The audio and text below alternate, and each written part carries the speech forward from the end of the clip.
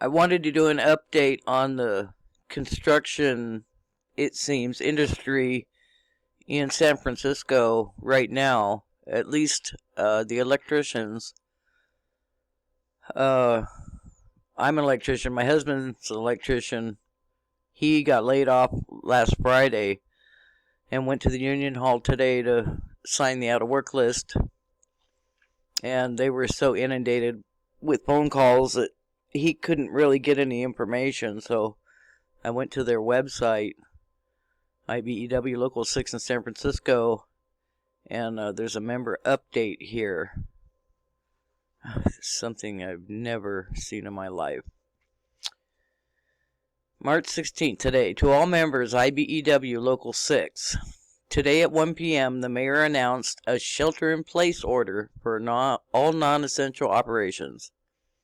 That shelter-in-place order does not apply to essential infrastructure, including but not limited to public works construction, construction of housing, public transportation, internet, and telecommunication systems, including the provision of essential global, national, and local infrastructure for computing services, business infrastructure, communications, and web-based services, provided that they carry out those services or that work in compliance with social distancing requirements.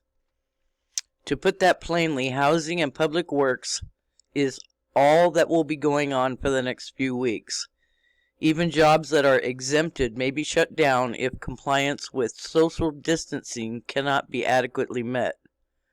Neither the local union nor the electrical contractor you are employed by can control whether or not a general contractor shuts down a job. Please keep that in mind. While none of this is the fault of our members or our signatory electrical contractors, it is the situation we now face. We have spoken with the San Francisco Electrical Contractors Association, SFECA, about how the industry will handle job site closures. These discussions have included various topics that would attempt to address, as much as possible, the desire to avoid layoffs and protect our hiring hall. The local union's position is that the equitable treatment of members currently on a dispatch is of high importance. The SFECA understands the union's position and are looking to minimize the impact as well. They also express their operational needs, which in these uncertain times would be hard for them even to characterize. Normally, under our contracts, both the Inside Wireman Agreement and the Sound of Communication Agreement, a member will have to be registered on the out-of-work list to draw unemployment compensation. Any member drawing unemployment compensation is required to be separated from their employer and should be registered on our out-of-work list. To do otherwise is a violation of our agreements. Our national organizations late this afternoon distributed a MOU between the national parties that allows for the furlough of members currently on dispatch if the job site access is restricted or closed. It also provides clarity to members and contractors on how to handle situations regarding members who have been exposed to the coronavirus. As a result of the national MOU, in the spirit of cooperation and fairness, and in an effort to provide benefits that would not otherwise be available, the SFECA and the IBEW Local 6 have signed an MOU that will last the duration of the shelter-in-place order. The local MOU and the national MOU are attached to this letter. In solidarity, John Doherty, Business Manager, Financial Secretary. So the MOU, due to the extreme measures taken as a result of the coronavirus outbreak, which include a shelter-in-place order for 6 Bay Area counties, IBEW Local 6 and the SFECA recognize that most job sites will temporarily cease all operations, which, by the way, my husband's did, they said at least a month. The order goes into effect at midnight, March 17th through April 7th. This cessation of work is beyond the control of the employer and working members. After thorough discussions, IBEW Local 6 and SFECA agree as follows. 1. Employees on the affected job site shall be allowed to remain on their current dispatch without working for the duration of the shelter-in-place order, which may extend beyond April 7th. This MOU will be extended automatically if the shelter-in-place order is extended and may be further extended by mutual agreement of the parties. 2. When affected job sites resume activity, work shall be offered to those members previously employed on those job sites before being offered to members who were not previously employed. If contingencies at that time prohibit this from occurring, the signatory employer, the business manager, and the executive manager will work together for an equitable solution. 3. It will not be a violation of the agreements for members to draw unemployment benefits while this memorandum is in effect. 4. It shall not be a violation of this agreement for a member to work during emergencies or to work on essential infrastructure or essential businesses as defined in the order. IBEW Local 6 and the SFECA have endeavored here, in the spirit of cooperation and fairness, to reach an agreement that protects all members of the industry as well as possible. However, we acknowledge that problems and difficulties beyond our current perspective may occur. If so, the parties will work together for equitable solution. Signed, John Doherty of the Local 6 and Thomas Coleman for the SFECA.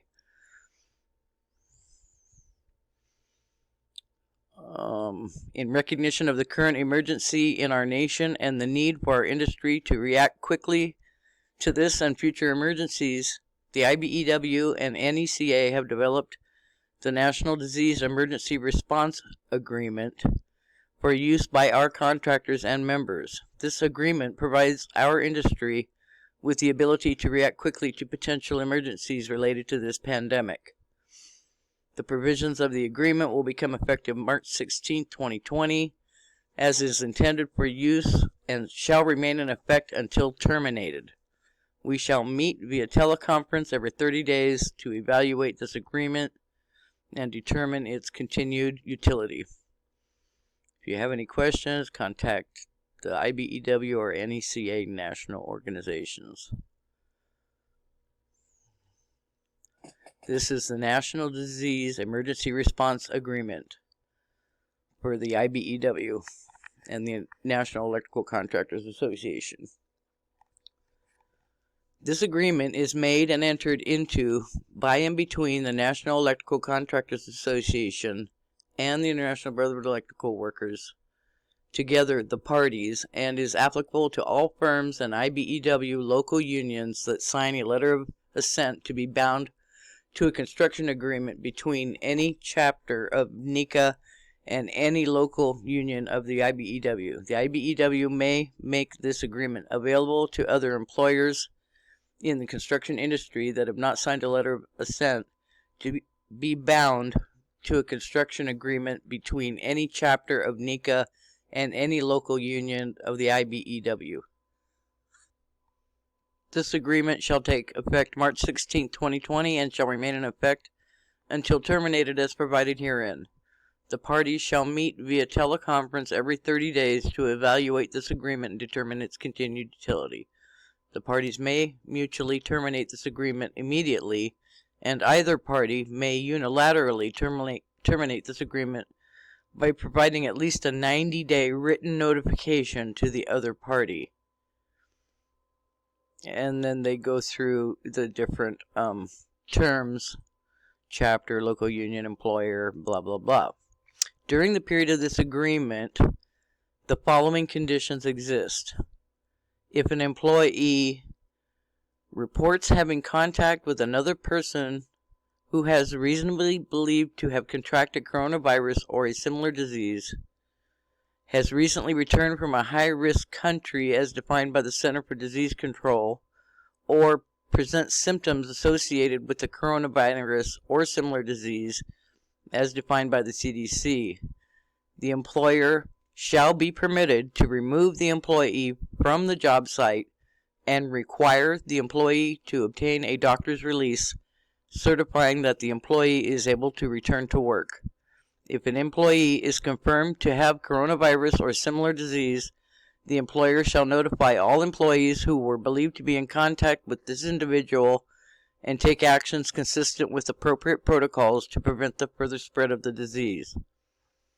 If an employee reasonably believes another employee has met one or more of the above conditions, the employee shall report such to the employer as soon as reasonably possible. The employer shall then follow all appropriate guidance and protocols to ensure a safe job site. There shall be no adverse action taken against an employee who refuses to be present at the job site so long as the employee genuinely believes there is imminent danger and a reasonable person would agree there is a real danger of contracting coronavirus at the job site, nor shall any adverse action be taken against an employee who has been quarantined or advised to self-quarantine due to possible exposure to coronavirus. In the event access to a job site is restricted or denied by the employer or other appropriate public or private authority in response to the coronavirus or similar disease, the employer shall be permitted to temporarily furlough the employees assigned to this job site. The employer shall not contest any unemployment claims filed by employees temporarily furloughed as a result of a restricted or closed job site due to the coronavirus or similar disease, or who have refused to be present at the job site out of a genuine belief that being present would place them in imminent danger of contracting coronavirus, or who have been quarantined or advised to self-quarantine due to possible exposure to the coronavirus. Such employees shall be permitted to return to their original position with their employer upon the resumption of work on the job site and or their ability to return without the need of the referral process and irrespective of whether such employee have signed their local union's out-of-work list. This threat is ongoing and must be continually monitored by the parties who agree to discuss any new legislation or regulation related to the coronavirus or similar disease that may impact this agreement.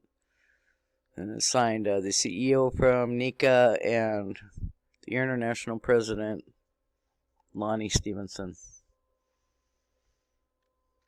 And they also have some links I will include in the description from the Center for Disease Control, Symptoms, High-Risk Countries, and Prevention.